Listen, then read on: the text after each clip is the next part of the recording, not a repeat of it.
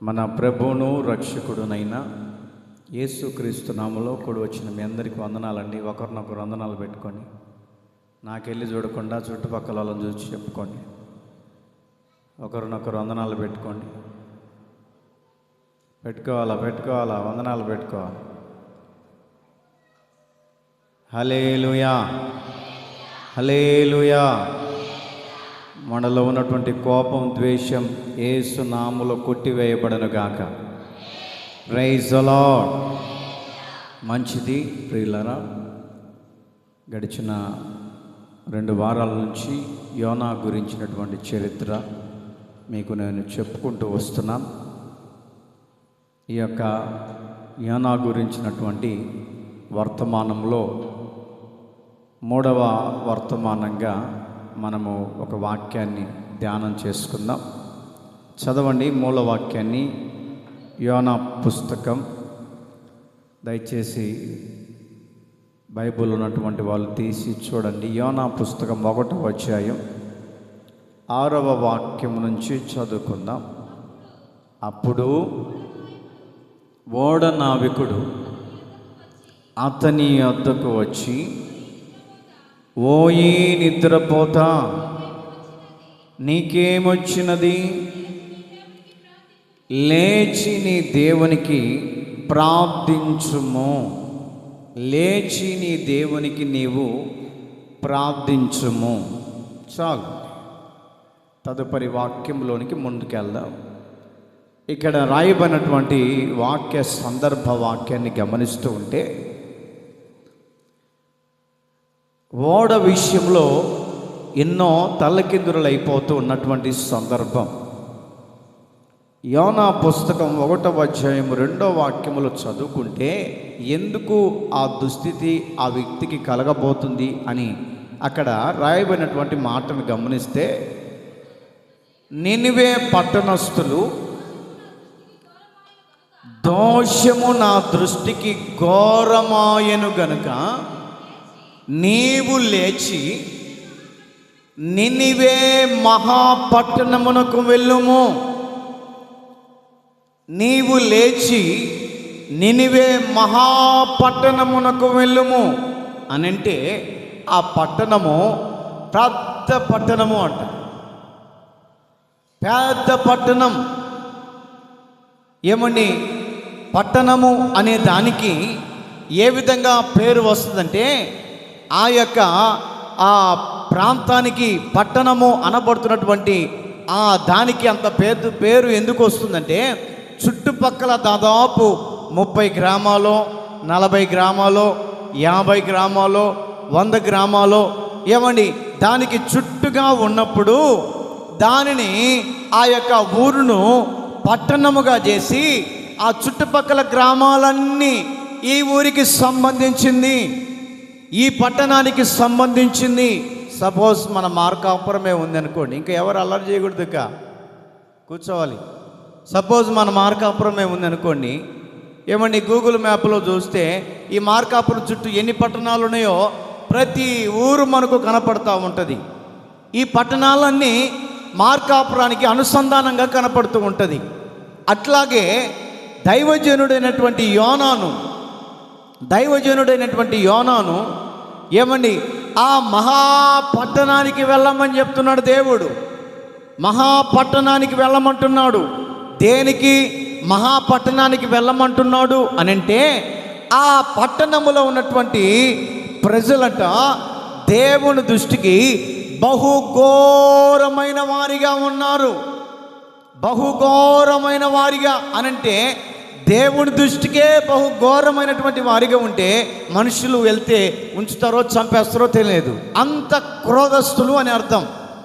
అంత ఏమండి భయంకరమైనటువంటి క్రోధము కలిగినటువంటి వాళ్ళు, భయంకరమైనటువంటి కోపం కలిగినటువంటి వాళ్ళు, భయంకరమైనటువంటి ఏమండి విషము జిమ్మే ప్రజల మధ్యలోనికి దేవుడు యోనాను వెళ్ళమంటుంటే యోనా భయపడుతున్నాడు. ఎందుకయ్యా అంటే, అమ్మో వారి దగ్గరికి వెళితే మమ్మల్ని కొట్టి చంపేస్తారేమో, వారి దగ్గరికి వెళ్తే వారు మమ్మల్ని చిత్రహింసలు పెడతారేమో, వారి దగ్గరికి వెళ్తే మా పరిస్థితి తిరిగి మరల ప్రాణాలతో వస్తామో లేదో అన్నటువంటి భయం మధ్యలో ఆ భయం అతన్ని వెంటాడుతూ, ఆ భయముతోటి ఆ వ్యక్తి ఆ ప్రాంతానికి వెళ్లకుండా, ఆ ప్రాంతంలోనికి వెళ్లకుండా ఈ వ్యక్తి తర్షీషు అనే ఓడనెక్కి బయలుదేరి వెళుచూ ఉన్నాడు. అక్కడ రాయబడినటువంటి మాటను గమనిస్తూ ఉంటే, నినివే పట్టణస్తులంట బహుఘోరమైన ప్రజలు, బహు క్రోధముతో కూడిన ప్రజలు, బహు కోపముతో కూడిన ప్రజలు. అంటే వారి దగ్గరికి వెళ్తే ప్రాణాలు పోతాయేమో అన్నటువంటి ప్రాణ భయముతోటి ఈ వ్యక్తి వారి దగ్గరికి వెళ్ళి నేనెందుకు ప్రాణాలు పోగొట్టుకోవాలని, తన్ను ప్రేమించే కుటుంబాలు ఉన్నాయని, తన్ను పరామర్శించే కుటుంబాలు ఉన్నాయని, తన్ను ప్రేమించి అనేక విధాలుగా ఆశీర్వదించే ప్రజలు ఉన్నారని ఆ ప్రాంతానికి వెళుతున్నాడు. ఎందుకో తెలుసా? ఆ ప్రాంతానికన్నా వెళితే కాస్త 3 పూట్ల భోజనం దొరుకుతుందేమోనని, ఆ ప్రాంతంలోనికి వెళ్తే కాస్త సేద తీర్చుకోవచ్చు అని. ఆ ప్రాంతంలో ఉన్నటువంటి ప్రజలు సేవకుడంటే బహు ప్రేమ కలిగిన వాళ్ళు, సేవకుడంటే ఎంతో దయ చూపే వాళ్ళు, సేవకుడు వస్తున్నాడని కాస్త నీళ్ళిచ్చి అంత భోజనం పెట్టే వాళ్ళని చెప్పేసి ఈ వ్యక్తి ఇంకొక రీతిగా ఆలోచన చేసుకొని అక్కడికి వెళ్ళటానికి ఇష్టపడుతున్నాడు. వెళ్ళాడు, ఎక్కాడు, ఓడ ఎక్కాడు. ఎక్కిన వెనువెంటనేనట ఆ యొక్క సముద్రములో పెనుతుపాన్లు ప్రారంభమయ్యాయి, అలలు ప్రారంభమయ్యాయి. కలత చెందుతున్నారు ప్రజలు, కన్నీళ్లు పెడుతున్నారు, గంగిరెత్తిపోతున్నారు. కలత చెంది అదో పాతాళంలో మన పరిస్థితి దిగిపోతుంది, మన ప్రాణాలను కాపాడుకోవాలన్న మన వల్ల కాదే అని ఈ యోనా పట్టణస్థు యొక్క యోనా అనబడుతున్నటువంటి దైవజనుడు ఉన్నటువంటి ఓడంతా కలత చెందుతూ ఉంటే ఏం చేయాలో అర్థం కాక గాఢ నిద్రలో ఉన్నటువంటి యోనా దగ్గరికి వెళ్ళి, ఓ ఈ నిద్రపోతా నీవు లే, ఈ సముద్రములో, నడి సముద్రములో అనేక మంది ప్రాణాలు కొట్టుమిట్టలాడిపోతున్నాయి, లేచి నీ దేవునికి ప్రార్థన చేయి, లేచి యెహోవా దేవునికి ప్రార్థన చేయి అని ఆ ఓడ నావికుడు వచ్చి ఆ వ్యక్తిని ప్రేరేపిస్తున్నప్పుడు ఈ యొక్క విషయము నా గుండే జరిగింది, ఈ దుస్థితి నా వల్లే కలిగిందని చెప్పేసి ఈ వ్యక్తి ఆలోచన చేసి ఓడ నాయకుడి దగ్గరికి వెళ్ళి అడుగుతున్నాడయ్యా, ఇదిగో ఈ పెను ప్రమాదము రావటానికి గల కారణము నేను నా దేవుని మాట వినకుండా నా దేవుని సన్నిధిలో నుంచి పారిపోతున్నాను. చాలామంది దేవుని మందిరానికి వస్తూ ఉంటారు, పారిపోరు. దేవుని మందిరానికి పరిగెత్తుకుంటూ వస్తుంటారు.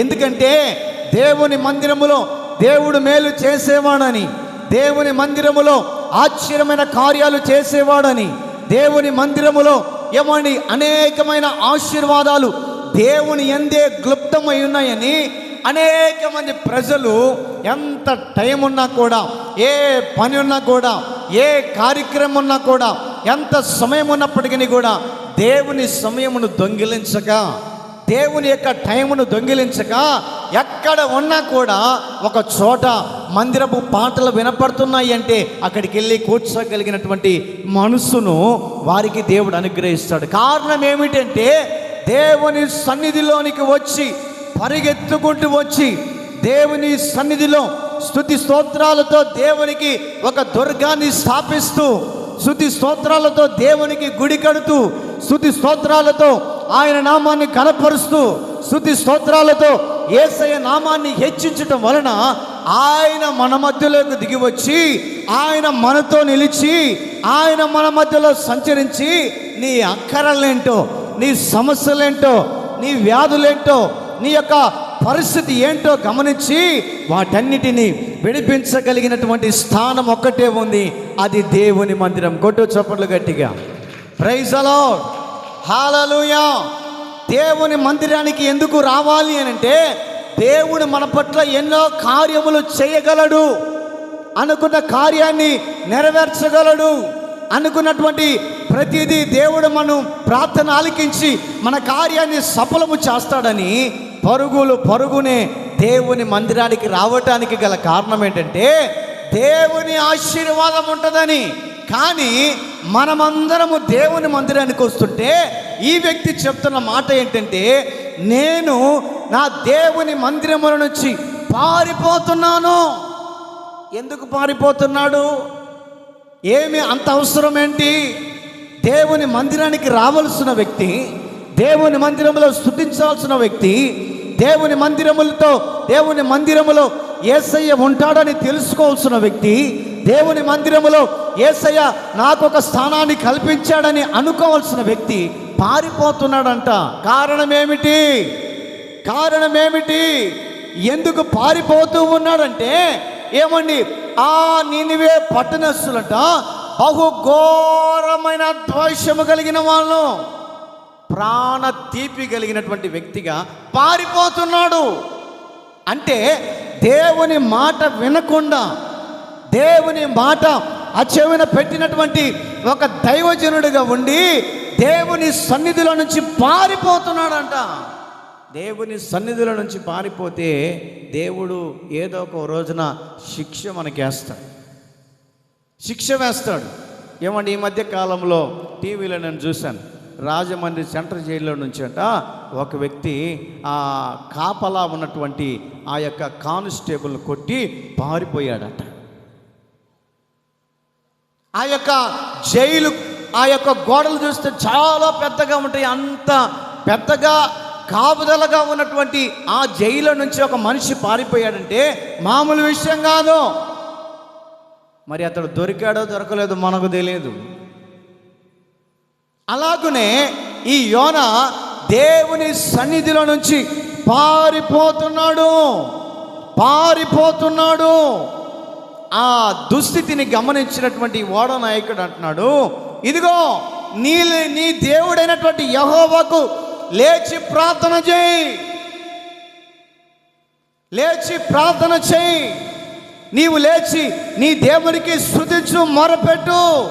నీవు నమ్ముకున్నటువంటి దేవుడు ఒకవేళ నీ ప్రార్థన ఆలకించి మనకు రాబోతున్నటువంటి ఆ యొక్క పెను తుఫానుల నుంచి, మనకు ప్రాణ అపాయముల నుంచి దేవుడు కాపాడుతాడేమోనని నీ దేవుడైనటువంటి యెహోవాకు ప్రార్థన చెయ్యంటే, ఆ విషయము గమనించినటువంటి యోనా అంటున్నాడు, అయ్యా, ఈ యొక్క దుస్థితి నా వల్లే కలిగింది.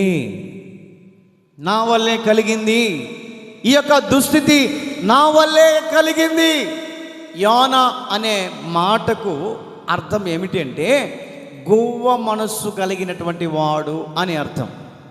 గువ్వ మనస్సు కలిగిన వాడు లేక పావురపు మనస్సు కలిగినటువంటి వాడు అని అర్థం. అంటే ఏమండి, గువ్వ పావురము అనేది ఒకే జాతికి దగ్గర సంబంధాలు కలిగి ఉంటాయి. ఏమండి, పావురములో మనం పావురాన్ని కోసి చూస్తే అన్నిటిలో చేదు కనపడుతుంది. కోని కోసినా చేదు కనపడుతుంది. ఏమండి, ఏది కోసినా దాంట్లో చేదు కనపడుతుంది. ఎప్పటికైనా గమనించుకోండి, పావురములో అంత చేదు కూడా కనపడదంట. హల్లెలూయ. అంటే పావురం అంటే దేవుని సన్నిధికి నిష్కపటమైనది అని అర్థం. నిష్కపటమైనది. పావురము అనగా ఏమండి, పరిశుద్ధతకు సాదృశ్యంగా కనపడుతుంది. ఏమండి, యోనా అనే మాటకు గువ్వ మనస్సు కలిగిన వాడు లేక పావురపు మనస్సు కలిగిన వాడు. ఒక పక్క భయం ఉంది, ఒక పక్క భక్తి ఉంది. ఒక పక్క భయం ఉంది, మరొక పక్క భక్తి ఉంది. ఎందుకు అనంటే, ఇతను దేవుని చేత పిలువబడిన వ్యక్తి కాబట్టి, ఏమని ఆ పట్టణస్థులు, ఏ పట్టణస్థులు అంటే నినివే పట్టణస్థులు బహు ఘోరమైనటువంటి కోపము కలిగిన వారై ఎక్కడ ఇతన్ని దండిస్తారేమో, ఎక్కడ ఇతన్ని బాధపడతారేమో, ఎక్కడ ఇతన్ని బాధిస్తారేమో అని చెప్పి భయపడి దేవుని సన్నిధిలో నుంచి పారిపోతున్నాడు. ఈ రోజున మనము దేవుని సన్నిధానానికి వచ్చిన మనము పారిపోకూడదు. దేవుని సన్నిధానానికి వడివడిగా రావాలి. దేవుని సన్నిధానానికి ఏమండి సంతోషముతో పాటలు పాడుకుంటూ రావాలి. సంతోషమే సమాధానమే, సంతోషమే సమాధానమే. ఎప్పుడు రావాలా?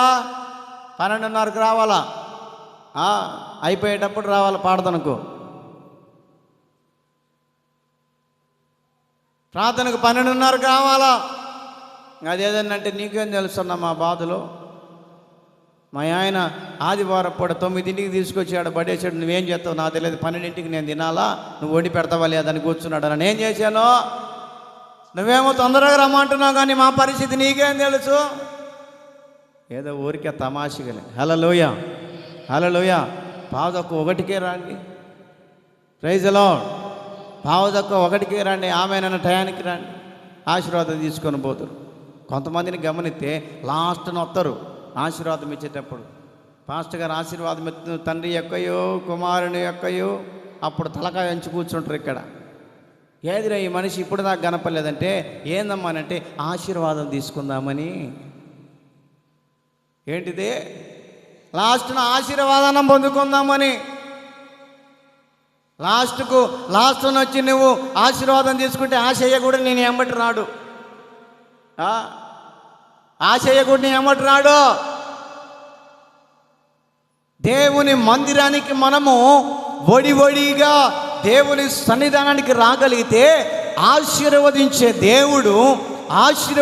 దేవుడు నీ కోసం ఎదురు చూస్తూ ఉంటాడు. నా బిడ్డ ఎప్పుడు వస్తుందా? నేను ఆ బిడ్డను ఆశీర్వదించాలి. ఎప్పుడు నా మందిరానికి టయానికి వస్తుందా? ఆ బిడ్డను నేను ఆశీర్వదించాలి. ఎప్పుడు సమయానికి నా మందిరానికి వస్తుందా? నేను ఆ బిడ్డను దీవించి వెళ్ళాలని యేసయ్యే మీ అందరికంటే ఏమండి ముందుగానే వచ్చి కూర్చుంటే మనమైతే లేటుగా వస్తూ ఉంటామా? పోదాంలే, పాటలు అయిపోని, సాక్ష్యాలు అయిపోని, వాక్యం అయిపోని, లాస్ట్న ఆశీర్వాదం అన్నా తీసుకుందాంలే. దేవుని బిడ్డలు అలాంటి స్థితిగతుల మధ్యలోకి ఉండకూడదు. ఆ సమయానికి ఎన్ని పనులున్నా కాస్త కొద్దిగా ముందు రావడానికి ప్రయత్నం చేయాలి. హల్లెలూయా, హల్లెలూయా. ఈ వ్యక్తి యోనాను గమనిస్తూ ఉంటే దేవుని సన్నిధిలో పారిపోతున్నాడు. మనము పారిపోయే వారిగా ఉండాలి, ఉండకూడదు. కానీ దేవుని సన్నిధికి వడిగా వచ్చే వారిగా ఉండాలి. అప్పుడే దేవుని ఆశీర్వాదం మన కుటుంబాల మీద ఏలుబడి చేయనుగాక. ప్రైజ్ ది లార్డ్, హల్లెలూయా. 2 వారాల నుంచి కొన్ని మాటలు చెప్పుకుంటూ వస్తున్నాను. యోనా దేవుని సన్నిధిలో ప్రార్థించినప్పుడు, సముద్రంలో పడినప్పుడు తన పరిస్థితి ఏ విధంగా ఉంది, ఆ ఓడ నాయకుడు ఏ విధంగా అతనిని ప్రశ్నలు వేస్తున్నాడు అనేది మనము గమనిస్తూ ఉన్నాం. యోనాను గురించి ఓడ నాయకుడు అడిగాడు, నీ వ్యాపారం ఏంటి అన్నప్పుడు తన వ్యాపారం ఏంటో చెప్పాడు. రెండవదిగా మనం గమనిస్తూ ఉంటే ఏమని, నీవెక్కడి నుంచి వచ్చావు అని అడిగాడట. నీవెక్కడి నుంచి వచ్చావు అని అంటే తన యొక్క అడ్రస్ ఏంటో తనకు తెలియపరిచాడు. మూడవదిగా ఆ ఓడ నాయకుడు అడుగుతున్నటువంటి మాట ఏంటి? చదవండి అమ్మ మరలా మాటను. 6వ అధ్యాయమా?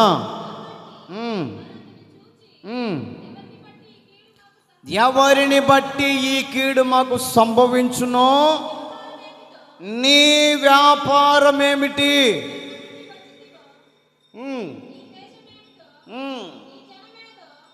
మూడవ మాటను గమనిస్తూ ఉంటే నీ వ్యాపారం ఏంటి అనేది ఒక వారం చెప్పాను. నీవు ఎక్కడ నుంచి వచ్చావు అనేది నిన్నటి వారం చెప్పాను. ఈ వారములో గమనిస్తూ ఉంటే నీ దేశం ఏమిటి? యోనా నీ దేశం ఏమిటి? ఎక్కడి నుంచి వస్తున్నావు? ఎక్కడికి వెళుతున్నావు? నీ వ్యాపారం ఏంటి? నీవెక్కడి నుంచి వస్తున్నావు అని 2 మాటలు అడిగిన తర్వాత 3వ మాట అడుగుతున్నాడు ఓడ నావికుడు. యోనా నీ దేశమేమిటి? యోనాను అడిగాడు నావికుడు, నేను మిమ్మల్ని అడుగుతున్నా, మీ దేశం ఏమిటి? చెప్పండి, చెప్పాలి, నోరు తెలిసి. పిల్లల్ని అడిగినా చెప్తారు. మా దేశం ఏంటంటే మాది భారతదేశం. పిల్లల్ని నిలబెట్టి ప్రతిజ్ఞ చెప్పేటప్పుడు భారతదేశం నా మార్తభూమి బ్రహ్మాండంగా చెబుతారు పిల్లలు. వాడు నాయకుడు అడుగుతున్నాడు, యోనా నీ కంట్రీ ఏమిటి? నీవు ఏ దేశపు వాడివి? ఏ ప్రాంతపు వాడివి? నీ యొక్క ప్రాంతము ఎక్కడా? నీ పరిస్థితి ఎక్కడా? నీ యొక్క విధానం ఎక్కడా? నీవు ఏ ప్రాంతములో నివసించావని చెప్పేసి ఆ ఓడ నాయకుడంట, నీ బయోడేటా ఏంటో చెప్పు నాకు. నీ బయోడేటా ఏంటో నాకు చెప్పు. నీ పరిస్థితి ఏంటో నాకు చెప్పు. ఏమండి, సచివాలయం కాడికి పోయేటప్పుడు ఏదన్నా అవసరం ఉండి పోయినప్పుడు పోత మనం ఏం చేస్తామంటే ఆధార్ కార్డు పట్టుకొని పోతామా లేదా? ఒకవేళ నువ్వు మర్చిపోయి ఆడికి వెళ్ళయ్యా నాకు పలాని పని చేయ అంటే నీ యొక్క ఆధార్ కార్డు తీసుకొని రా. ఆధార్ కార్డు తీస్తే ఏడ లోన్లు తీసుకున్నావో బయటపడుతుంది. హల్లెలూయా. ఏ బ్యాంకులో లోన్ తీసుకున్నావో, స్టేట్ బ్యాంకా లేకపోతే బ్యాంక్ ఆఫ్ బరోడానా, రాయలసీమ బ్యాంకా, ఏమండి రకరకాల బ్యాంకులలో మన డేటా, ఆ యొక్క డేటా మొత్తం తీస్తే అప్పుడు బయటపడుతుంది. వాళ్ళు అంటారు, ఇదిగమ్మా నువ్వు వీళ్ళ దగ్గర ఇంత లోన్ తీసుకున్నావు, ఇదిగో ఈ లోన్ కడితేనే నీకు మరలా మేము ఇస్తాం. ఈ రోజున దేనికి అవసరపడాలన్నా కూడా ఆధార్ కార్డు తీసకపోతే మన చరిత్ర అంతా బయటపడుతుంది. అవునా కాదా? అలాగునే ఓడ నావికుడు అడుగుతున్నాడు, యోనా నీ దేశమేమిటి? నీ దేశమేమిటి? బైబిల్లో ఒక చోట రాయబడింది, అక్కడే 9వ వాక్యం చదువుకుందాం. అతడు వారితో ఇట్లా, నేను హెబ్రీయుడను, సముద్రమునకును భూమికిని సృష్టికర్త అయిన ఆకాశమందున్నటువంటి దేవుడు నందున్న నేను భయభక్తులు గలవాడను. అక్కడ ఉన్నటువంటి సందర్భ వాక్యాన్ని గమనిస్తే నీ దేశం ఏమిటి అని అంటే అప్పుడు చెప్తున్నాడు యోనా, ఇదిగో నేను ఒక హెబ్రీయుడను, ఆకాశమందున్నటువంటి దేవునికి నేను ఒక దాసుని. అంటే దేవునికి కింద నేనొక సేవ చేసే దేవుని సేవకుని. వాడ నావికుడు అడుగుతున్నాడు, మరి ఎందుకు దేవుని సేవకుడిగా ఉండి దేవుడు చెప్పిన ప్రాంతానికి వెళ్ళకుండా, దేవుని సేవకుడిగా ఉండి దేవుడు చెప్పిన మాట వినకుండా ఎందుకు పారిపోయేస్తున్నావు? ఎందుకు నువ్వు పారిపోతున్నావు? నీవు చెప్పినటువంటి దేశానికి వెళ్ళుంటే దేవుడు నిన్ను ఆశీర్వదించేవాడే కదా. నేను చెప్పిన దేశానికి వెళ్ళుంటే నీవు దీవించబడేవాడివే కదా. యోనా ఎందుకు నీవు ఇక్కడ పారిపోతున్నావని యోనాను వాడ నావికుడు అడుగుతూ ఉంటే ఆ వ్యక్తి చెప్తున్న మాట ఏంటంటే, యోనా నేను హెబ్రీయుడను. హెబ్రీయుడు అని అంటే దేవునిని నమ్ముకున్నటువంటి బిడ్డ అని అర్థం. హల్లెలూయా, హల్లెలూయా. దేవుణ్ణి నమ్ముకున్నటువంటి బిడ్డ అంటే దేవునికి సేవ చేసే బిడ్డ, దేవునికి బోధించే బిడ్డ, దేవుని ప్రజలను శత్రువుల మధ్యలో సమస్యల మధ్యలో దారి తప్పినటువంటి వారిని, కృంగిన స్థితిలో ఉన్నటువంటి వారిని, పాపపు స్థితిలో ఉన్న వారిని, శాపానికి మునిగి తేలుతున్నటువంటి వారిని తీసుకురాగలిగినటువంటి శక్తి సామర్థ్యతను ఒక దైవజనుడికి మాత్రమే దేవుడిస్తాడు. కారణం ఏంటంటే దైవజనుడు అనే వ్యక్తి విశ్వాసికి దేవునికి ఒక మధ్యవర్తి లాంటి వాడంట. ఒక మధ్యవర్తి లాంటి వాడు. నీకు సమస్య వచ్చినప్పుడు నీ కోసం ప్రార్థన చేయగలిగినటువంటి వ్యక్తి ఎవరంటే దేవుని సేవకుడు. అందుకనే ఆ ఓడ నావికుడు అడుగుతున్నాడు, ఇదిగో యోనా, నీ యొక్క కంట్రీ దేశమేమిటి? నేనయ్యా హెబ్రీయుడనయ్యా. నా పరిస్థితి ఏంటంటే నేను నా యొక్క సర్వశక్తి కలిగినటువంటి దేవునికి దాసుడుగా ఉన్నాను. సర్వశక్తి కలిగినటువంటి దేవునికి నేనొక ప్రతినిధిని.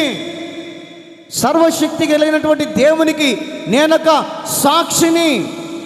సర్వశక్తి కలిగినటువంటి దేవునికి నేనొక ప్రతినిధిగా నిలిచి ఉన్నాను. నీ దేశం ఏమిటి అని అంటే హెబ్రీయుడను.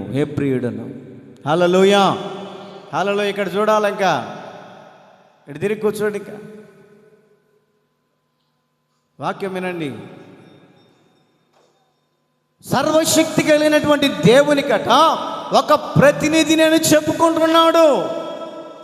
నా ప్రియ దేవుని బిడ్డలారా, ఈ రోజున దేవుని మందిరానికి వస్తున్నటువంటి మనము నిజముగా నా యొక్క దేశం భారతదేశం, నిజముగా నా దేవుడు యేసుక్రీస్తు ప్రభుల వారని ధైర్యంగా మనము చెప్పగలుగుతూ ఉండాలి. హల్లెలూయా. ధైర్యంగా చెప్పగలుగుతుండాలి. ఒక రోజున యేసు ప్రభు దగ్గర ఉన్నటువంటి శిష్యుడు పేతురట ఏమని ఆ అన్యుల దగ్గరికి వెళ్ళి నిలబడుతూ ఉన్నాడంట. ఇక్కడ వాక్యం వినాలి, ఇంకా అటు ఇటు చూడకూడదు. అన్యుల దగ్గరికి వెళ్ళి ఏమండి దేవుడు అంటే పడనటువంటి వ్యక్తుల దగ్గరికి వెళ్ళి ఈ యొక్క పేతురు అనబడుతున్నటువంటి వ్యక్తి వాళ్ళ దగ్గరికి వెళ్ళి నిలబడితే వాళ్ళందరూ గమనించి, ఇదిగో అబ్బాయి పేతురు, ఇదిగో అబ్బాయి, నీ ముఖాన్ని అన్న చూసినట్టుందే, నీవు ఫలానా ప్రాంతవాడివి కదా, నీవు ఫలానా యేసుక్రీస్తుతో తిరుగుతున్నప్పుడు నేను నిన్ను చూశాను కదా అంటే ఆ వ్యక్తి అంటున్నాడు, ఎబ్బెబ్బే యేసు ప్రభుతోనా? నేనా? చిచి, ఆ యేసు ప్రభు ఎవరో నాకు తెలియదు. ఎవరితనో? అబద్ధాలు ఆడినటువంటి దుడుకు పేతురు. యేసు ప్రభుతో తిరిగిన వ్యక్తే, యేసు ప్రభుతో ఏమండి అన్నము తిన్న వ్యక్తే, యేసు ప్రభు ద్వారా అద్భుతాలు పొందిన వ్యక్తే, యేసు ప్రభు ద్వారా అనేకమైనటువంటి ఆశీర్వాదాలు పొందిన వ్యక్తి ఒకానొక రోజునట, నేనా? యేసు ప్రభు అంటేనే నాకు తెలియదు. దేవుడు ముందే చెప్పాడు, పేతురు 3 సార్లు అబద్ధం ఆడతావురా, నువ్వు 3 సార్లు అబద్ధం ఆడతావు. నేనా ప్రభువా? నేను అబద్ధం ఆడలా కనపడుతున్నానా? ఏమండి, నేను అబద్ధం ఆడేవాళ్ళ కనపడుతున్నానని యేసు ప్రభుకే ప్రశ్నించిన వ్యక్తి యేసు ప్రభు మాట రూఢిపరచబడుతుంది ఇక్కడ. అలాగనే మన యొక్క దేశం ఏమిటి? నీవు యేసు ప్రభుతో తిరిగిన వ్యక్తివి కదా అంటే అబద్ధాలాడి బొంకినటువంటి వ్యక్తి ఏమని మరలా దేవుని దగ్గరికి వెళ్ళి పశ్చాత్తాపడుతున్నాడు.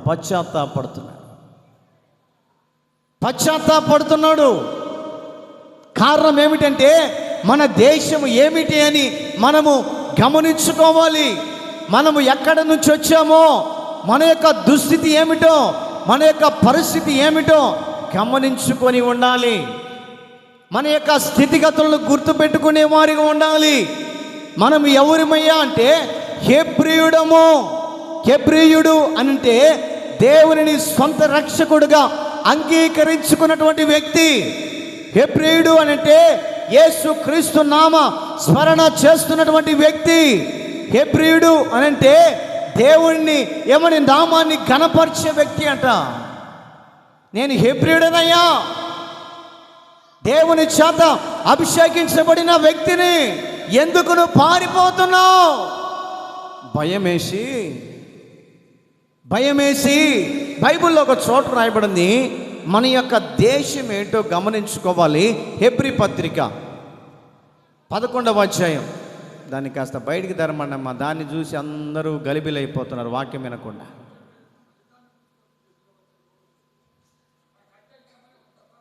హల్లెలూయా. దేవునికి స్తోత్రము గానము చేయుటయే మంచిది, మనమందరము స్తుతి గానము చేయుటయే మంచిది,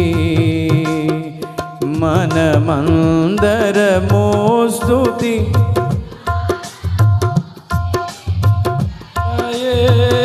మంచిది.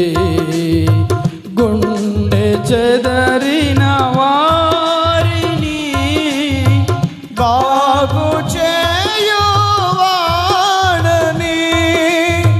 గుండె చెదరిన వారిని బాగు చేయువాడని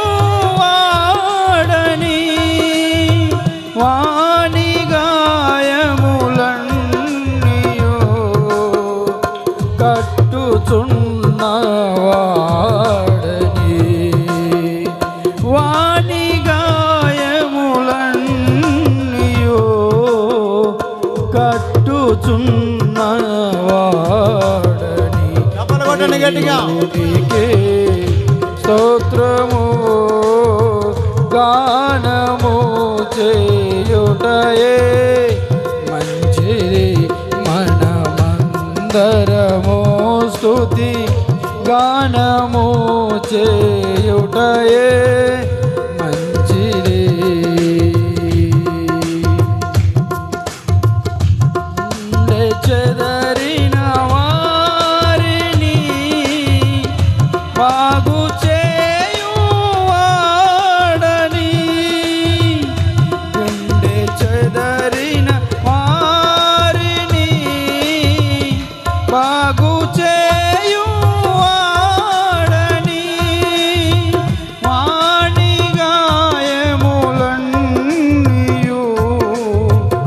కట్టుచున్నవాడని, వాని గాయములన్నీయు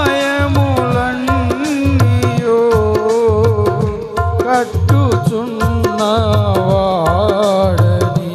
దేవునికి స్తోత్రము గానము చేయుటయే మంచిది, మనమందరము స్తుతి గానము చేయుటయే మంచిది.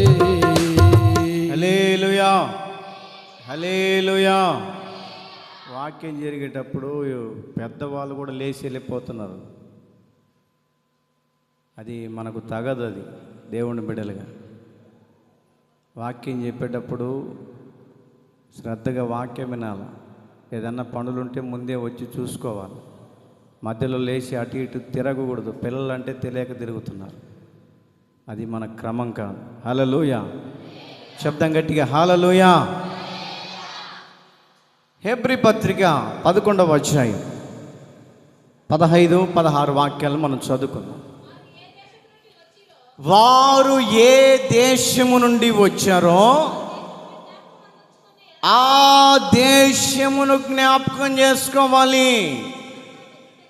మరలా వెళ్ళుటకు వారికి వీలు కలగటానికట మనము జ్ఞాపకము చేసుకోవాలి. మనము ఏ దేశము నుండి వచ్చామో అంటే మనకొక దేశం ఉంది. మనకొక దేశం ఉంది.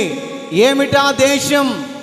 ఈ భూలోకంగా ఉన్నటువంటి ప్రజలకి ఒక భారతదేశం అనే పిలుపుని ఎలాగా మనకు గుర్తిస్తుందో, పిలుపుని ఏ విధంగా మనకు గుర్తిస్తుందో ఆ రీతిగా మనకొక దేశం ఉంది. ఏమిటా దేశము అంటే ఏమండి? పరలోక పట్టణం అనబడుతున్నటువంటి దేశం. చప్పట్లు కొట్టండి గట్టిగా. హల్లెలూయా, హల్లెలూయా. పరలోక పట్టణం అనబడుతున్నటువంటి దేశం ఉంది. ఏ రోజైనా ఆ పట్టణములో అడుగు పెట్టాలన్నటువంటి విశ్వాసం, ఆ పట్టణములో ఏమైనా నిలిచి ఉండాలన్నటువంటి విశ్వాసంతో ఈ రోజున ప్రతి క్రైస్తవుడు, ప్రతి క్రైస్తవుడు రక్షణ అనే మారు మనసును తీసుకుంటున్నాడు. కారణం ఏమిటి? దేనికయ్యా అంటే, నేను చనిపోయినా కూడా, ఈ భూమి మీద నేను కన్ను మూసినా కూడా, ఆ పరలోక పట్టణములో యేసయ్య దగ్గర కళ్ళు తెరవాలని, ఆ పరలోక పట్టణములో యేసయ్యతో యుగయుగాలు నడిపించబడాలని, ఆ పరలోక పట్టణములో యేసయ్యతో పాటు బంగారు వీధుల్లో నేను కూడా నడవాలని ఒక దేశమున్నది. ఆ దేశము కొరకు మనం ఎదురు చూడాలా. మన యొక్క విశ్వాసం ఏంటంటే, చనిపోయినా కూడా నా దేశములో యేసయ్యతో ఉంటాను, యేసయ్యతో యుగయుగాలు నేను నడుస్తాను అన్నటువంటి కృతజ్ఞతతోటి ఈ రోజున ప్రతి క్రైస్తవుడు భక్తి చేస్తున్నాడండి. ప్రతి క్రైస్తవుడు భక్తి చేస్తున్నాడు. ఈ యొక్క దేశము అనబడుతున్నటువంటి ఈ భారతదేశం అనేది ఏమండి, ఒకానొక రోజున విడిచిపోయే సమయం వస్తుంది. ఏదో ఒక రోజున విడిచిపోయే సమయం వస్తుంది. ఏదో ఒక రోజున మన ప్రాంతాన్ని విడిచి వెళ్ళిపోయే రోజు వస్తుంది. ఏదో ఒక రోజున ఏమండి, కాలము గతించక మానదు. ఏమండి, కాల గర్భము అనేది ఏమండి మృంగివేయక మానదు మానవుణ్ణి. కానీ ఈ లోకంలో ఉన్నటువంటి ప్రతి మానవుడికి ఇది శాశ్వతమైన దేశం కాదు, శాశ్వతమైన దేశము కాదు. శాశ్వతమైనటువంటి దేశము ఏంటంటే, పరలోక పట్టణం అనబడుతున్నటువంటి భారతదేశము లాంటి పేరు ఏ విధంగా వినపడుతుందో, ఆ యొక్క కంట్రీ ఏంటంటే పరలోక పట్టణం అనబడుతున్నటువంటి దేశం. అక్కడ రాయబడినటువంటి మాటలు గమనిస్తుంటే, మన దేశము, చదువమ్మా మరలా మాట, వారి మన శ్రేష్టమైన దేశమును పరలోక సంబంధమైన దేశమును కోరుకోవాలంట. ఎవరు కోరుకోవాలంటే ప్రతి క్రైస్తవుడు, ప్రతి క్రైస్తవుడు, ప్రతి దేవుని బిడ్డ పరలోక సంబంధమైనటువంటి దేశము నా కొరకు ఎదురు చూస్తుంది, ఆ దేశములో ఏ రోజైనా నేను అడుగు పెడతానన్నటువంటి విశ్వాసం, రక్షణ పొందినటువంటి వారికి మాత్రమే ఆ విశ్వాసం ఉంటుంది. రక్షణ పొందినటువంటి వారికి మాత్రమే. ఈ రోజున మనం గుండె మీద చేసుకొని చెప్పగలుగుతున్నామా, నేను చనిపోతే దేవుడి దగ్గరికి వెళ్తాను, నేను చనిపోతే నా దేవుని దగ్గరికి నేను వెళ్తానని ధైర్యంగా చెప్పలేం. కారణం ఏమిటి? నీవు ధైర్యంగా దేవుని దగ్గరికి వెళ్ళాలన్నటువంటి మాట నీవు చెప్పాలంటే, రక్షణ అనే అనుభవాన్ని ధరించుకున్న వ్యక్తివి మాత్రమే గుండె మీద చేసుకొని చెప్పగలుగుతాం. రక్షించబడినటువంటి వారు మాత్రమే గుండె మీద చేసుకొని చెప్పగలుగుతాం. నేను ఒక రోజున వేరే ప్రాంతంలో దేవుని సేవ చేస్తున్నప్పుడు, దాదాపు 70 సంవత్సరాలు ఉంటాయండి ఆయనకి. చాలా పండు ముసలాయన. ఆయన నన్ను పిలిచాడు, అయ్యా నేను మంచాన పడిపోయాను, ఇక నా వల్ల కాదు, నా కోసం ప్రార్థన చెయ్యి అని అన్నాడు. ఆయనకు చెప్పాను, నీవు చనిపోతే ఎక్కడికి వెళ్తావో నీకు తెలుసా అని. ఏమో అయ్యా నాకు తెలియదు. రక్షించబడ్డావా? 70 సంవత్సరాల నుంచి నేను ప్రార్థనకి వెళ్తున్నా కానీ రక్షణ అనేది నాకు తెలియదయ్యా. మరి నీ పరిస్థితి ఏంటి? ఇక 2-3 రోజులు నువ్వు చనిపోతావు, నీ పరిస్థితి ఏంటి? ఒకటే ఒక మాట అన్నాడయ్యా, నేను చనిపోతే దేవుడి దగ్గర కళ్ళు తెరిచే మార్గం ఏంటో చూపించు, నాకు లేవలేకపోతున్నా, మంచాన పడిపోయాను. వాస్తవానికి చెప్పాలంటే 1-2 మంచానే ఆ వ్యక్తికి కూర్చొని చెప్పాను, ఇదిగో రక్షించబడు, నువ్వు చనిపోతే ఇక్కడ భూమి మీద కళ్ళు మూస్తే పరలోకంలో కళ్ళు తెరుస్తావని చెప్పాను. మన దేశం ఇది కాదు, మన దేశం ఇది కాదు. మన దేశంలో ఎంత సంపాదించినా కూడా అన్నీ వదిలేసి వెళ్ళిపోవాల్సిందే గారు.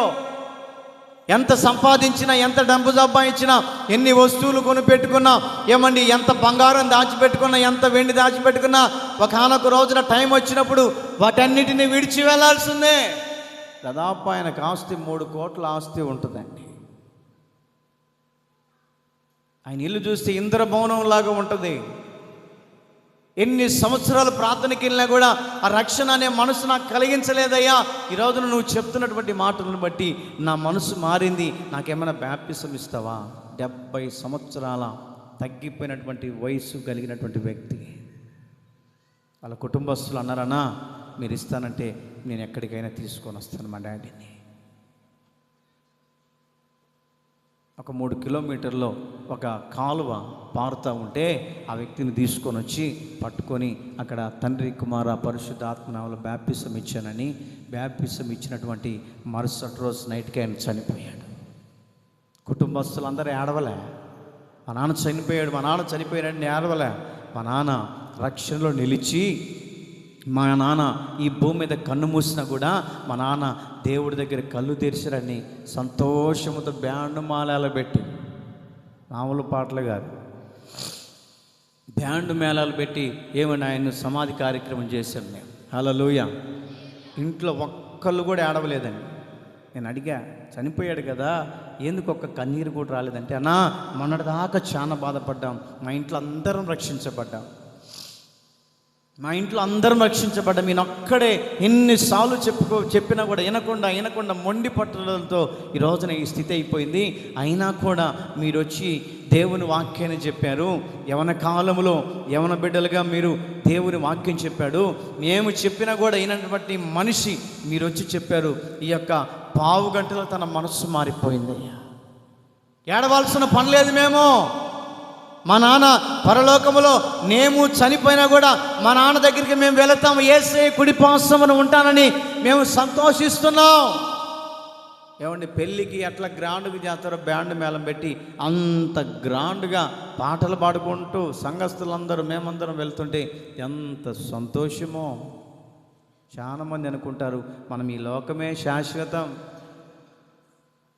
ఈ లోకమే శాశ్వతం,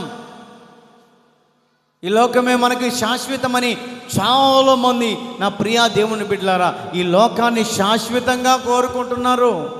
ఏదో ఒక రోజు మరణం వస్తుంది. ప్రతి మానవుడికి మరణం వస్తుంది. ప్రతి మానవుడు, మరణము లేనటువంటి మానవుడు ఎవరు లేరు. ఆఖరికి యేసు క్రీస్తుతో సహా ఏమండి మరణాన్ని జయించినటువంటి దేవుడిగా లేచి తన యొక్క జీవితాన్ని వ్యక్తిపరుచుకున్నాడు. ఆయన కూడా మరణించి తిరిగి లేచాడు. ప్రతి మానవుడికి ఏదో ఒక రోజున తన కాల వ్యవధిని బట్టి మరణం అనేది విలయతాండమాడుతుంటుంది.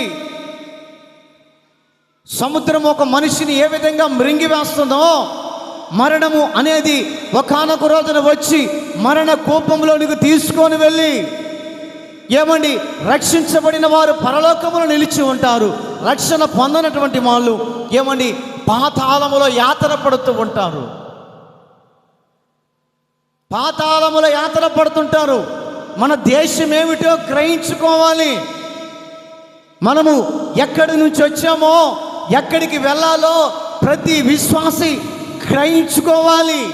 నేను చనిపోతే ధైర్యంగా నా దేవుని కుడి పార్శ్వం ముందు నిలిచి ఉంటానన్నటువంటి విశ్వాసాన్ని విశ్వాసులు కలిగి ఉండాలి. ఈ రోజున ఏమని వాటన్నిటిని మర్చిపోతున్నారు. భూమి మీద ఏమి తిందుమా, ఏమి తాగుదమా, ఏమి చిందులేసినమా, ఇవే. అరే నాకొక పట్టణం ఉందే, యేసు క్రీస్తు నా కొరకు ఒక పట్టణాన్ని ఏర్పాటు చేశాడే, ఆ పట్టణానికి నేను వెళ్ళాలి. ఈ భూమి మీద ఎంత సంపాదించిన వ్యర్థమే, ఈ భూమి మీద ఎన్ని ప్రయత్నాలు చేసిన వ్యర్థమే. ఉన్నపాటినటువంటి స్థితిని దేవుని దగ్గర నమ్మకంగా ఉండి దేవుని దగ్గర నమ్మకమైన పేరు కలిగినటువంటి దాసుడిగా దాసురాలుగా పేరు సంపాదించుకొని చనిపోయిన దేవుని దగ్గరికి వెళతామన్నటువంటి ఆలోచన ఈ రోజున చాలా మందికి లేదండి. ఏ కాడికి తిందామా, తాగుదామా, ఉన్న వాటిని అనుభవిద్దామా. బైబిల్ చెప్పబడుతున్న వాక్యం ఏంటంటే మన దేశము పరలోక పట్టణం ఒకటి ఉంది. ఈ రోజున నేను ధైర్యంగా చెప్పగలను, ఏ సమయాన ప్రాణము కోల్పోయినా కూడా నా దేవుని దగ్గర కళ్ళు తెరుస్తానని, నా దేవుని దగ్గర కుడి పార్శ్వమున ఉంటానని. ధనవంతుడట నరకములో యాతన పడుతూ కన్నులెత్తి చూస్తే ఏమని దరిద్రుడిగా భూమి మీద ఉన్నటువంటి వ్యక్తి అట ఎంత దరిద్రాన్ని అనుభవించాడో, ఏమని ఎంత దరిద్రాన్ని అనుభవించాడో లాజరును చూసి అడుగుతున్నాడంట, అబ్రహాం నీ దగ్గర ఉన్నటువంటి లాజరు ఉన్నాడే, ఆ లాజర్ని కాస్త పంపించు, దాహంతో అల్లాడిపోతున్నాను. అబ్రహాం అంటాడు, ఇదిగో నీవు ఉన్నటువంటి దేశం వేరు, ఆయన ఉన్నటువంటి ద్వేషం వేరు, ఆ దేశము వేరు.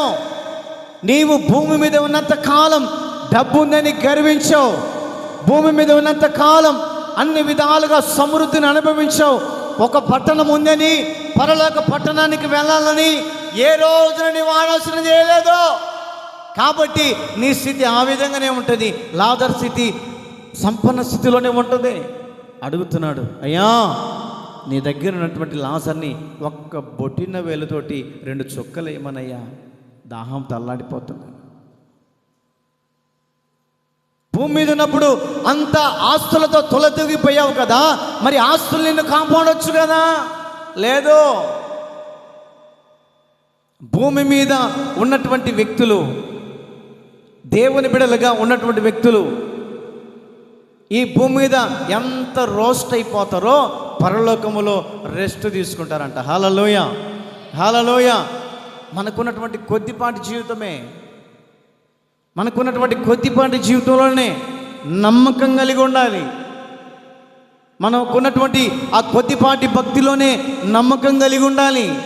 యోనాతో నీ యొక్క వాడ నాయకుడు అడుగుతున్నాడు, యోనా నీ దేశం ఏమిటి? నేనయ్యా హెబ్రీయుడను. హెబ్రీయుడు అని అంటే దేవునికి ప్రతినిధిగా మార్చబడిన వ్యక్తి అని అర్థం. హెబ్రీయుడు అంటే దేవుని క్రైస్తవ జీవితంలో ముందుకు వెళ్ళేవాడని అర్థం. ఈ రోజున మనం ధైర్యంగా మనం చెప్పగలుగుతున్నామా, నేను వెళ్ళవలసిన దేశం ఒకటి ఉంది, అది పునాదులు కలిగినటువంటి పట్టణము అనేది మనం గ్రహించుకోవాలి. 11వ అధ్యాయం 9-10 వాక్యం హెబ్రీ పత్రిక.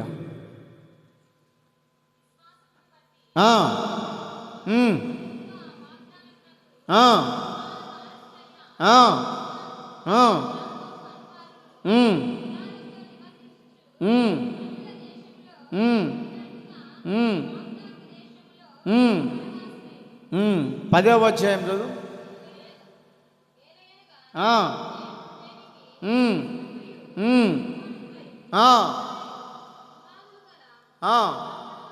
పునాదులు గలగ ఆ పట్టణము కొరకు అబ్రహాము ఎదురు చూచుచుండెను. పునాదులు కలిగినటువంటి పట్టణము. ఏమండి, ఈ భూమి మీద మనం ఎంత సంపాదించిన ఒకానొక రోజున విడిచి వెళ్ళే టైం దగ్గర పడుతుంది. ఎంత సంపాదించినా కూడా అనంటే మీరు సంపాదించుకోమాకంటే నేను చెప్పట్లేదు. ఎందుకంటే ఈ లోక సంబంధంగా దేవుడు ఇచ్చినటువంటి పిల్లల్ని ఒక ఇంటి వాళ్ళు చేయాలంటే రూపాయి సంపాదించుకోవాలి. మనకిచ్చినటువంటి కుమారులు కానీ కుమార్తెలు కానీ ఏమండి ఒక ఇంటికి పంపించాలంటే 4 రూపాయలు సంపాదించుకోవాలి. కానీ నీవు దానితో పాటు కూడా దేవుని పట్టణాన్ని కూడా సంపాదించుకునే వారిగా ఉండాలి.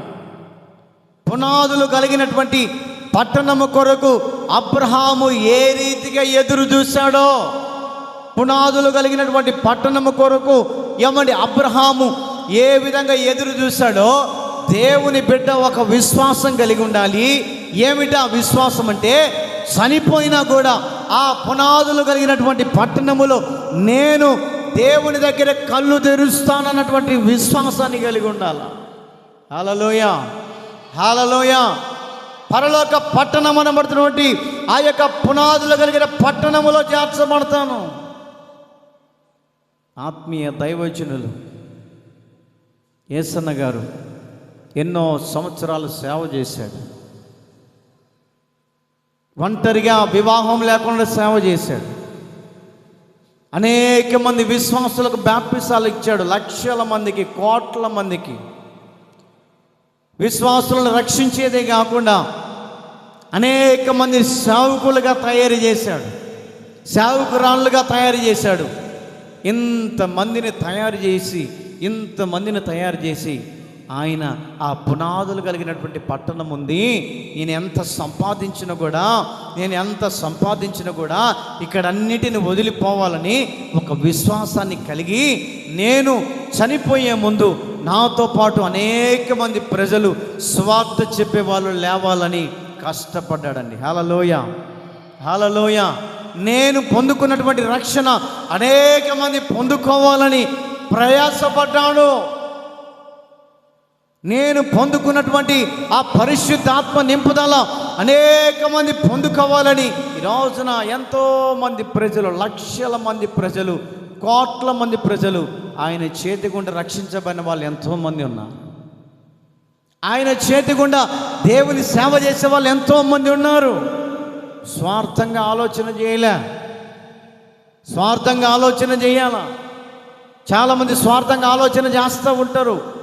ఏమని, నేను సంపాదించిందే కాకుండా పక్కనోని పైకి రానియకూడదు, నేను పొందుకున్నటువంటి దానిని ఈ మిగతా వాళ్ళు పొందుకోకూడదు, నేను సంపాదించే ప్రతి ఆస్తి పక్కనోడు సంపాదించుకోకూడదని ఈ రోజున స్వార్థపూరితమైనటువంటి లోకములో మనం ఉంటున్నాం. స్వార్థంతో కూడినటువంటి భక్తి రోజున విశ్వాసంలో కూడా నిలిచి ఉంటుంది. స్వార్థముతో కూడినటువంటి భక్తి కూడా మనసులో ఏలుబడి చేస్తుంది. ఏమని, దేవుని సన్నిధిలో దేవుని బిడలుగా నిలబడుతున్నటువంటి మనము నిస్వార్థమైనటువంటి దేవుని పరిచర్యలో నిలిచిన వారిగా ఉండాలి. నిస్వార్థమైనటువంటి ఆ దేవుని వాక్యాన్ని విని అవలంబించి ఆ వాక్య ప్రకారము జీవితాన్ని కట్టుకునే వారిగా ఉంటే ఆ ఒకానొక రోజున ఒక టైం వస్తుంది. ఆ టైం వచ్చినప్పుడు మనము చనిపోయినప్పుడు దేవుని యొక్క ఒడిలో కళ్ళు తెరుస్తామన్నటువంటి నమ్మకాన్ని విశ్వాసి కలిగి ఉంటేనే ఈ రోజున మనము భక్తి చేయగలగాలి. హల్లెలూయా. ఆ పునాదులు కలిగినటువంటి పట్టణము కొరకు ఎదురు చూసేవారిగా ఉండాలి. ఈనాటి పరిస్థితి కొద్దిపాటి జీవితమే కావచ్చు. ఏ స్థితి అయినా కానీ, డబ్బు లేని స్థితే కానీ, పేదరికం అనే స్థితే కానీ, కఠినమైనటువంటి స్థితే కానీ, ఏమని ఎటువంటి స్థితిలో మనం ఉన్నప్పటికీ కూడా ఆ స్థితిని బట్టి మనము గర్వించే వారిగా ఉండకుండా తగ్గింపు స్వభావం కలిగినటువంటి విధానంలో ఉండాలి. యోబు పుస్తకంలో ఒక మాట రాయబడింది, 8వ అధ్యాయం 7వ వాక్యం.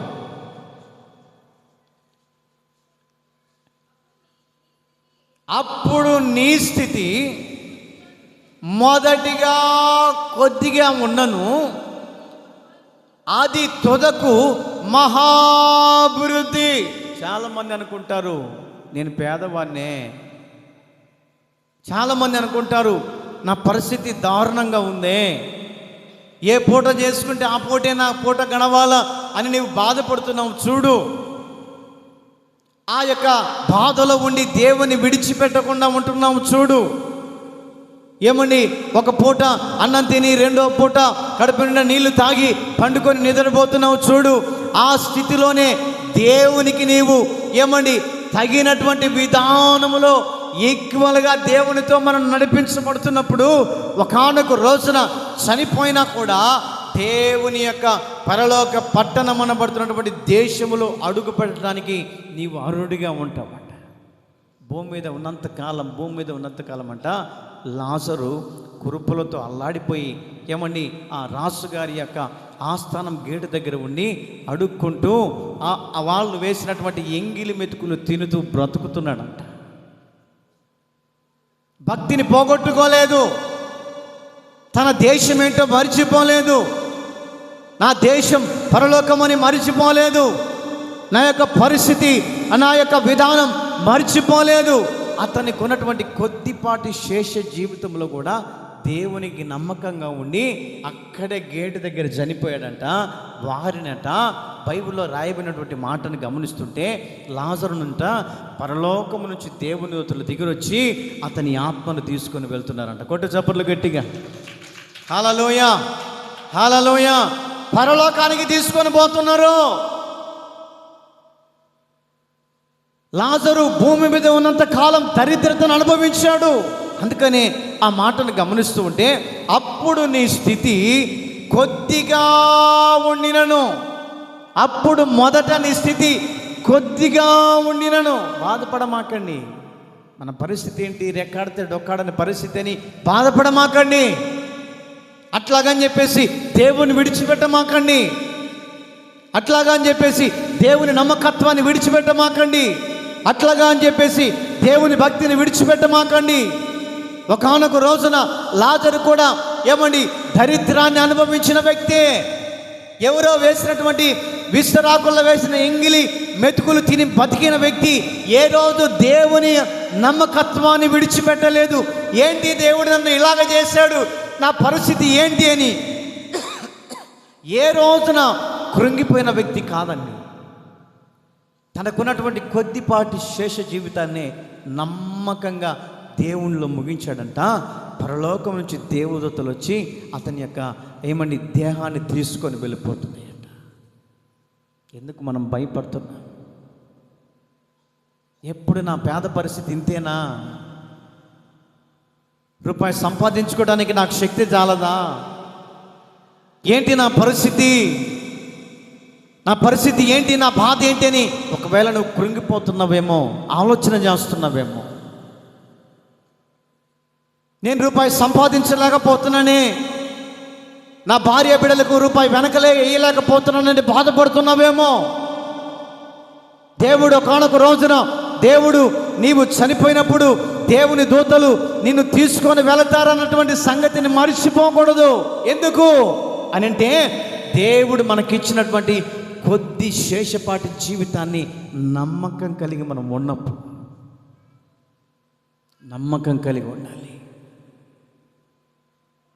అక్కడ రాయబడినటువంటి మాటను గమనిస్తుంటే, అప్పుడు నీ స్థితి మొదటిగా కొద్దిగా ఉండినను అది తుదకు మహాభివృద్ధి. మహా అభివృద్ధి అంటే, అభివృద్ధి అనేది పరలోకములో దేవునితో పాటు తిరుగుతున్నప్పుడు నువ్వు చూస్తావు. ప్రైజ్ అలా హల్లెలూయ. ఆ పరలోక పట్టణంలో ఏమని ఇలాంటి మిద్దెల మేడలు కాదో బంగారంతో కట్టబడతాయంట. హల్లెలూయ హల్లెలూయ. ఇంత బంగారం దొరుకుతేనేమో తీసుకెళ్ళి జాగ్రత్త చేసుకుంటున్నాం బ్యాంకులో. మరి బంగారమే పరలోకములో ఏమని నీ కాళ్ళ కింద ఉంటుంది. హల్లెలూయ హల్లెలూయ. బంగారమే నీ కాళ్ళ కింద ఉంటే నడుస్తూ ఉంటావు. ఆ పరలోక పట్టణం అనబడుతున్నటువంటి మన దేశం కొరకు ఎదురు చూసే వారికి ఉండాలి. యోనా ఓడ నాయకుడు అడుగుతున్నాడు, యోనా నీ కంట్రీ ఏమిటి, నీ దేశం? నేనయ్యా, నేను ఒక హెబ్రీయుడనయ్యా, నేనొక హెబ్రీయుడను. ఆ సర్వలోక సృష్టికర్తకు నేనొక ఆ అసిస్టెంట్ వాడిని, నేను ఆయన సేవ చేసుకునే వ్యక్తిని. ఈ రోజున నేను అడగగలిగితే నీ దేశం ఏంటి అంటే, పరలోక పట్టణం అనబడుతున్నటువంటి ఆ దేశము నాది అని నువ్వు చెప్పగలగాలి. గుండె మీద చేసుకొని. ప్రైజ్ ది లార్డ్ హల్లెలూయ. నా పరలోక పట్టణము, నా దేశము యేసయ్య దేశం. ఆ పరలోక పట్టణం అనబడుతున్నటువంటి ఆ దేశంలో నేను అడుగు పెడతానని నమ్మకమైనటువంటి మాటను మనము చెప్పగలగాలి. నమ్మకమైనటువంటి మాటను, ఆ నమ్మకమైనటువంటి మాటను నీవు ఎప్పుడైతే నువ్వు ఏమండి దేవుడి దగ్గర రిజర్వేషన్ చేసుకుంటావో, మనం ఎక్కడికన్నా పోవాలంటే ముందుగా ఏదన్నా ఊరికి పోవాలంటే రిజర్వేషన్ చేయించుకోవాలి. చేయించుకోకపోతే అవి పట్టుకొని ఏలబడుకుంటూ నడుచుకుంటూ పోవటమే. ఇంకా కాళ్ళు నొప్పులు పడతాయి, కాళ్ళని తిమ్మిర్లు ఎక్కుతాయి. బొమ్మ కొద్దిగా జరగకూడదంటే, ఏంటి రిజర్వేషన్ చేయించుకున్నా నేను ఎప్పుడు నెల కిందటే. ఎక్కడికి పోవటానికి? గమ్యస్థానానికి వెళ్ళటానికి, ఆ పరలోక పట్టణానికి వెళ్ళటానికి నీవు కూడా రక్షణ అనే టికెట్ను రిజర్వేషన్ చేసుకోవాలి. హల్లెలూయ హల్లెలూయ. రిజర్వేషన్ చేయించుకుంటేనే పట్టణంలో అడుగు పెడతావు. రిజర్వేషన్ చేయించుకోకపోతే నిలబడి ఏమండి మధ్యలోనే ఆగిపోతాం, గమ్యానికి చేరలేం.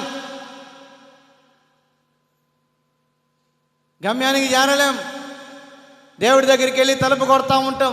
అయ్యా నీ నామములు అద్భుతాలు చేశాను కదా, నేను ఫలానా పాస్తర్ని, నీ నామములు అనేక మందికి దెయ్యాలు వెళ్ళగొట్టినా కదా అని అంటే, దేవుడు అంటాడు, నువ్వెవడివో నాకు తెలియదు, వెళ్ళిపో. నువ్వెవరివో నాకు తెలియదు. రిజర్వేషన్ చేయించుకోకపోతే ఆ మాట వస్తుంది దేవుడి దగ్గర. రిజర్వేషన్ చేయించుకున్నాం అనుకో, కమ్ బిడ్డ వచ్చే, నా దగ్గరికి వచ్చే, తలుపులు నీ ఎదుట నేను తీసి ఉంచాను, ఓపెన్ చేసే డోర్లు, నా దేశానికి వచ్చే. అప్పుడు నీవు స్వతంత్రంగా వెళ్ళగలుగుతావు. టికెట్ లేదనుకోండి, టీసీ వస్తాడు, మధ్యలో దింపేస్తాడు. టీసీ వచ్చి మధ్యలోనే దింపేస్తాడు. అలాగునే రక్షణ అనే టికెట్ను నువ్వు సంపాదించుకోగలిగితే ఆ దేశంలో నీవు పునాదులు కలిగినటువంటి పట్టణములోనికి వెళ్ళటానికి నీకు వీలు పడుతుంది. ఈ రోజున రక్షణ అనే టికెట్ను మనము సంపాదించుకోకపోతే మనకు ఒక తరుణం ఉంది. జనవరిలో 1వ తారీఖున బ్యాప్టిసాల కార్యక్రమం జరుగుతుంది. ఎవరైనా బ్యాప్టిజం తీసుకొనటువంటి వాళ్ళకి మరలా అవకాశం వస్తుంది. 2026వ సంవత్సరం జనవరి 1వ తారీఖున బ్యాప్టిసాలు ఇవ్వబడుతుంది. మీరందరూ సిద్ధపడుదురుగాక. హల్లెలూయా, హల్లెలూయా. యోనాతో ఓడనాయకుడు అడుగుతున్నాడు, నీ కంట్రీ ఏమిటి, నీ దేశం ఏంటి, నీవే దేశపు వాడివి. అతను అంటున్నాడు, నా యొక్క విధానం, నేను హెబ్రీయుడనయ్యా. హెబ్రీయుడును అంటే, హెబ్రీయుడు అంటే దేవుని నమ్ముకున్నటువంటి వ్యక్తి అని అర్థం. ఈ రోజున విశ్వాసిగా నీవు కూడా నిన్ను అడిగినప్పుడు నీ కంట్రీ ఏమిటంటే పరలోక పట్టణం అని చెప్పగలగాలి. ప్రైజ్ ది లార్డ్, హల్లెలూయా. ఆ పరలోక పట్టణము నాది. ముందుగానే రిజర్వేషన్ చేయించుకున్నా. నేను చనిపోయినా, ఎప్పుడు చనిపోయినా నాకు ఇబ్బందే లేదు. ఇక్కడ కన్ను మూస్తే పరలోకంలో కళ్ళు తెరుస్తానని ఎవరిని నిన్నొచ్చి అడిగినా కూడా ఒక ధైర్యంతో కూడిన మాట నువ్వు చెప్పగలగాలి. అలాంటి స్థితికి మనమందరము మార్చబడుదుముగాక. మన దేశం మనబడుతున్నటువంటి పరలోక పట్టణములో మనమందరము చేర్చబడుదుముగాక. పరలోక రాజ్యానికి రక్షణ అనే టికెట్ను సంపాదించుకుందుముగాక. తలలు వంచండి, కళ్ళు మూయండి, ప్రార్థన చేసుకుందాం.